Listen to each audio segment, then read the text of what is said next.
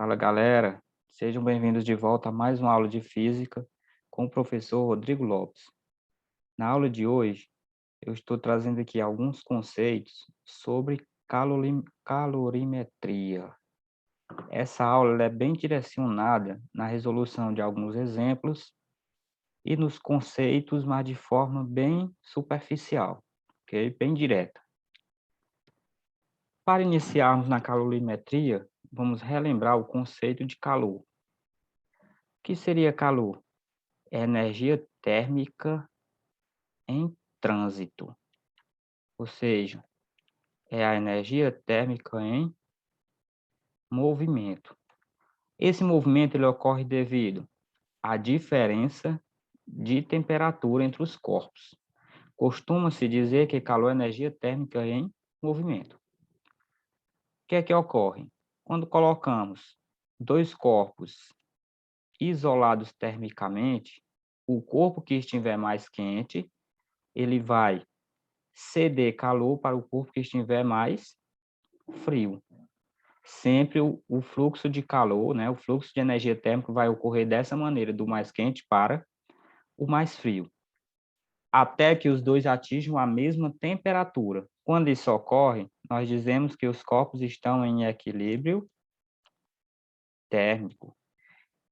Esse conceito de equilíbrio térmico, a gente vê bem no início dos nossos estudos, lá em termologia. O importante agora é vocês lembrarem aqui do conceitozinho de calor, que é energia térmica em movimento. Sempre de onde? Do corpo mais quente para o corpo mais frio.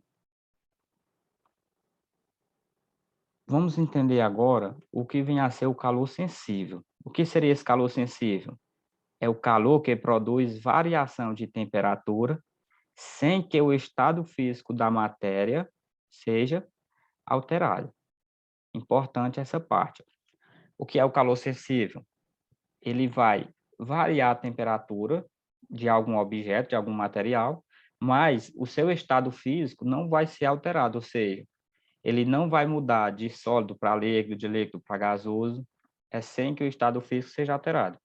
Por exemplo, quando colocamos algo para aquecer no fogo, estamos aumentando a sua temperatura, ok? Calor sensível, muda a temperatura sem o estado físico ser alterado. As unidades de calor que nós vamos utilizar. A energia medida é medida em joules, no SI, ok? Como o calor também é uma forma de energia, possui a mesma unidade. Por motivos históricos e práticos, também usamos outra unidade, que é a caloria. É a unidade de medida que nós vamos utilizar. Nós sempre, nas nossas questões, nas nossas atividades, estamos utilizando a caloria. Uma caloria corresponde a 4,8 joules. Isso aqui é a nível de informação. Uma observação. A caloria, observem que essa caloria ela está escrita com letra maiúscula. Utilizada por médicos e nutricionistas, na realidade, a quilocaloria. É dessa forma aqui que vai aparecer nos produtos, em alguns produtos nas embalagens. E uma quilocaloria corresponde a 1.000 calorias. Observem, uma quilocaloria corresponde a 1.000 calorias. Vamos resolver um exemplo disso aqui. Observe a imagem abaixo com a parte nutricional de um determinado alimento. Observem que nessa imagem eu tenho vários valores, valor energético, carboidratos, proteínas, gorduras totais, e tenho aqui seus respectivos valores. O que é que a questão me diz? Determine o valor energético. Eu vejo alguns erros, porque o aluno ele não se atenta ao que a questão está pedindo e sai pegando todas as informações que tem na tabela. O que é que a questão quer que a gente observe? Apenas o valor energético. É apenas esse primeira informação aqui. Está observando?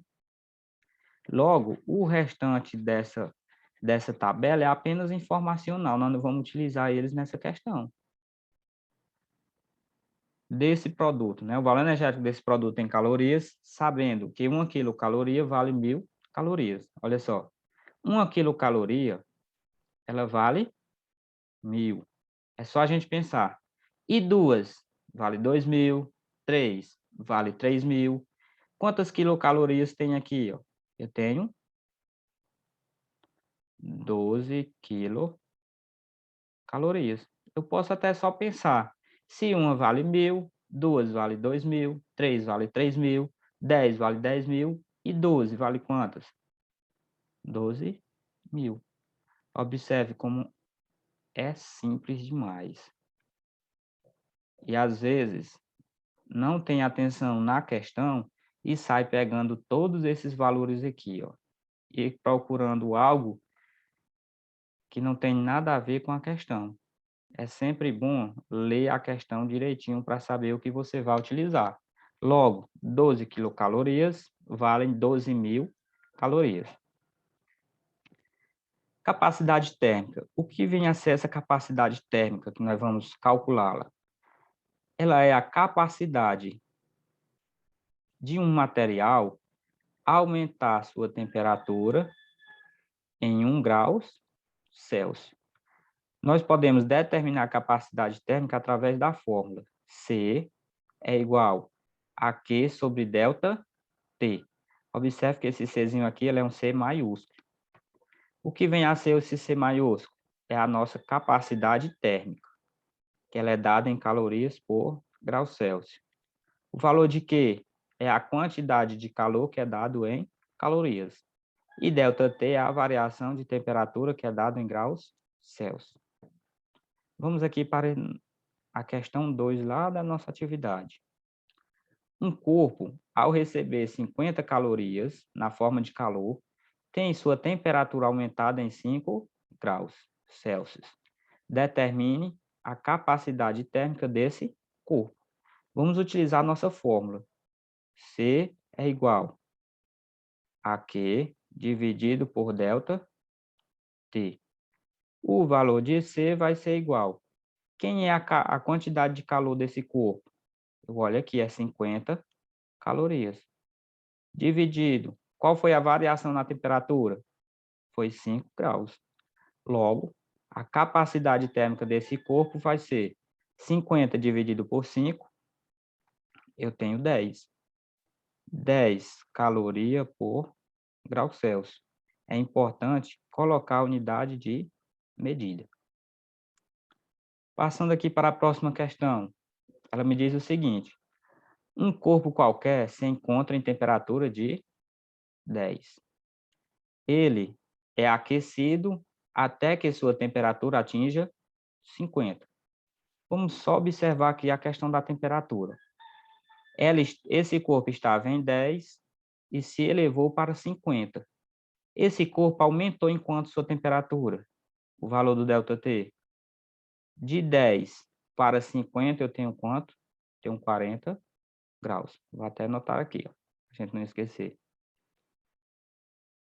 Continuando a questão, ele recebe 80 calorias na forma de calor. Esse 80, para nós, na nossa fórmula, vai ser o valor de quem? Do quê? Nós vamos determinar a capacidade térmica. Mesma coisa. C vai ser igual Q sobre delta T. O valor da capacidade térmica vai ser igual. Valor de Q é 80 dividido. Quem foi a variação da temperatura? Aí, mais uma vez, eu lembro. Esse corpo ele tinha 10 graus Celsius, aumentou para 50. Variou quanto? Aumentou quanto? Aumentou apenas 40. O valor da capacidade térmica vai ser igual. 80 dividido por 40, eu posso cortar os zeros. 8 dividido por 4, 2. Ou seja, a capacidade térmica desse material é 2 calorias por grau Celsius. Ok? Indo adiante, nós temos agora o calor específico. O calor específico e a capacidade térmica, elas são parecidas. A única pequena diferença é o seguinte: o calor específico é a quantidade de calor necessária para elevar em 1 grau a temperatura de 1 grama de massa de um corpo. Observe, A capacidade térmica é a capacidade que o corpo tem de elevar em 1 grau todo o seu corpo, ok? Sua totalidade de massa.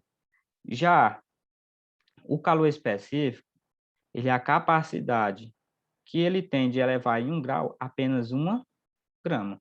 Observem como é parecido até as fórmulas. O calor específico, ele vem em um Czinho minúsculo, ok?